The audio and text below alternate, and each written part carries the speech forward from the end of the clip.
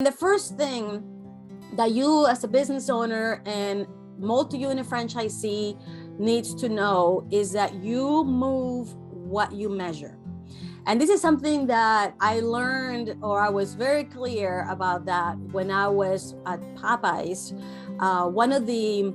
There were 2 years that I was at the headquarters in charge of support services and training and development for the operations.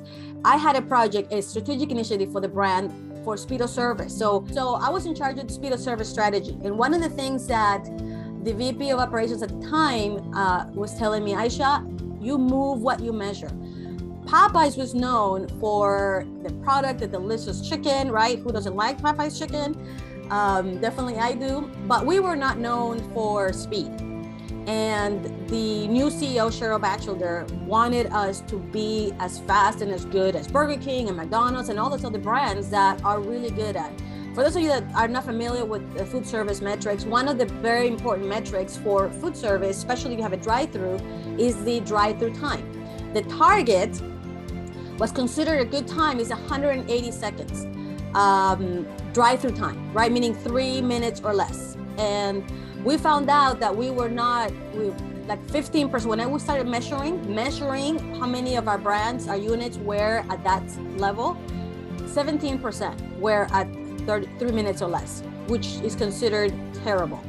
And so we started focusing on it. And the first thing that we did, all that we did at the very first phase of the project was fixing the drive-through timers, because a lot of the units, because we were not looking at them, were just broken, not being used, not looked at. So the first thing that we did was just have them fixed. That was the first phase.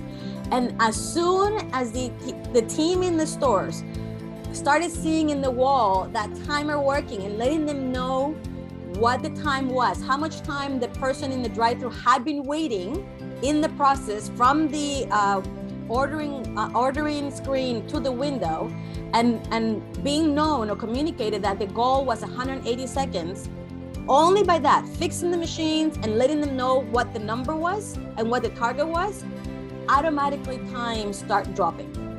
And that 17% became 20% and 25% and 30%. Literally, we're doing nothing else other than measuring the results.